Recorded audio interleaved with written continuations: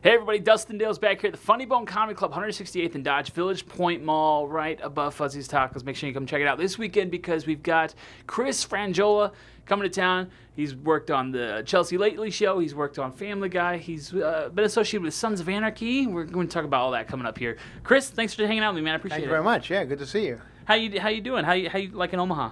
Omaha's pretty good so far. Yeah, I've had like a day here, so it's been nice. Yeah, I like Omaha. Have you been here before? I have. This is my second time at this Funny Bone.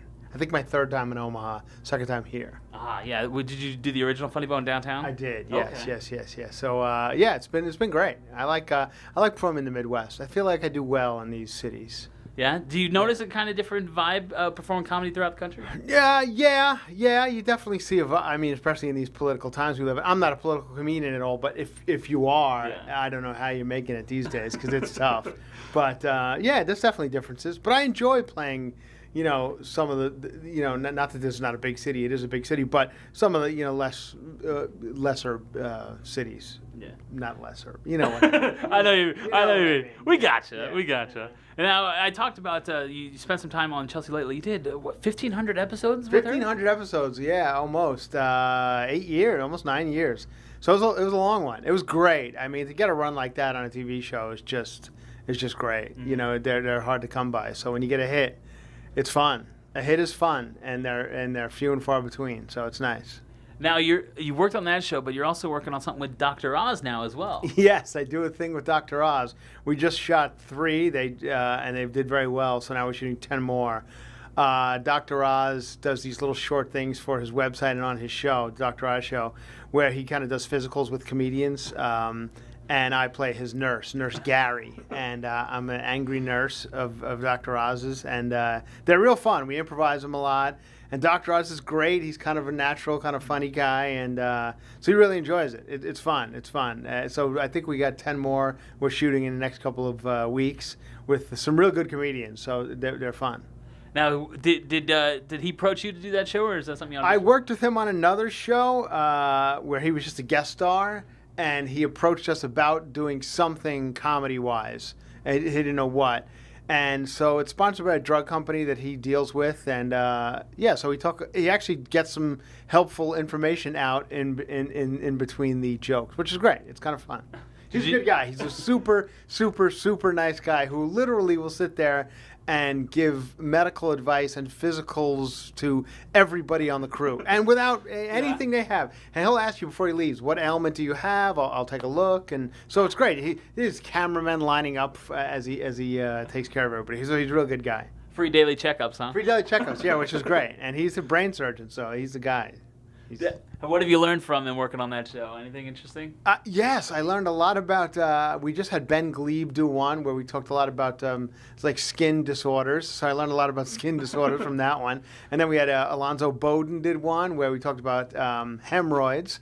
So I'm learning a lot. I really am. It's interesting. Now, you've also spent some time working on a show that I was a big fan of, Sons of Anarchy, and now they're actually coming back with a sequel or a spin-off, really, the Mayans. Yes. And tell me about your time working with that Sons franchise.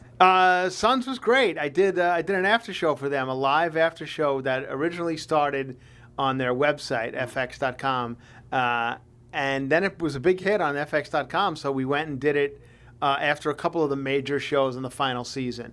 There was a couple of big deaths throughout the final season, so after a big show, we would do the live show and usually have the person who was killed that night on the show.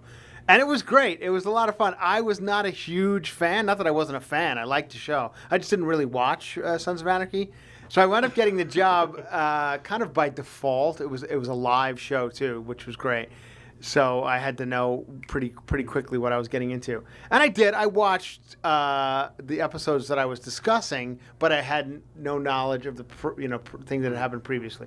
So, and people knew very quickly that I had no idea what I was talking about, and they had no problem letting me know it on social media. But Kurt was a friend of mine, and it was a last-minute thing. They had another comedian who was supposed to do it.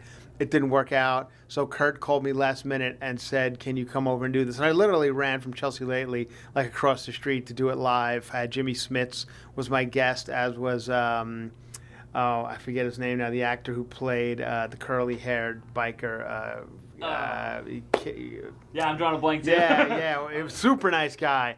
Great guy, Canadian guy. Anyway, they were great, and Margaret Cho was also a guest because a lot of times we would have people who were into the show on as well, which was fun. If I had another comedian to bounce off of, it was great. And so that was really fun. Jimmy Smits was a great guy, and so was the other guy. So yeah, it was fun. And then the final episode was everybody, and the people as you were a fan of it. There was such hardcore fans of it. They got so upset when somebody was killed on the show, and they almost blamed me for the death of Juice and guys like that. So, but it was wild, I got to interview Marilyn Manson. I got to interview Courtney Love, who were all on the show in one way or another. So it was pretty cool. It was a good thing to do. So looking back, did you end up getting hooked on the show after watching those couple? I did. I was really into it. Because I started to watch as I knew I was going to do the next season of it. I pretty much watched all of them, and like every show, I felt it was time to go. I felt it got a little cartoony toward the end, and they all do. Yeah. But there was a couple seasons that were amazing. Yeah. And Kurt's a great guy. He's a very serious kind of.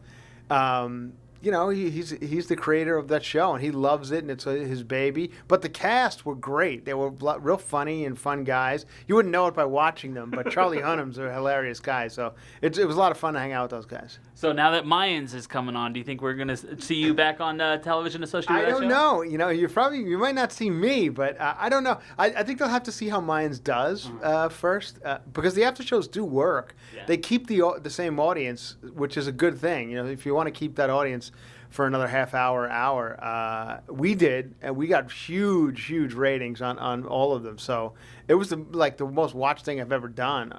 I wish I was better at it. Yeah. So it was, but I hope so. I mean, if Kurt calls, I'll do it. I would like to start from the beginning, because they had other people try to do an after show. They had Russell Brand tried to do one for Sons. So did Tom Arnold. So did I think Joel McHale. They just did little small ones after certain seasons, and everybody bombed. So I did make it through almost 3 seasons. So I'm proud of that. That's pretty good, man. Well, I hope to see more of that, more of you on that show coming up down the road. But tell your latest album. What's it called? What is my album? That's not my. It's like it's a couple of years old now, but it's called The Shallow End. It's a fun album. I actually, usually when you look back on things as a comedian, and because it changes constantly, so you look back and you're like, I don't love it. But every now and again I still hear it, and I like it. It's a good album. You don't even have to buy it. It's on YouTube. Somebody put it all over YouTube. Go listen to it. I like the first half hour. I think is great. I think it's a good live album in the first half hour. Well, there you go. His name's Chris Franjola. Check out The Shallow End. Watch the first half hour. You're going to like it. Yeah. And then make sure you come out to the Funny Bone this weekend, 168th and Dodge, Village Point Mall. Chris Franjola all the way through the weekend. So make sure you come check that out. Chris, thanks so much for hanging out with me, man. Thanks for having me. Thank you very much. Thank you. Take care, guys.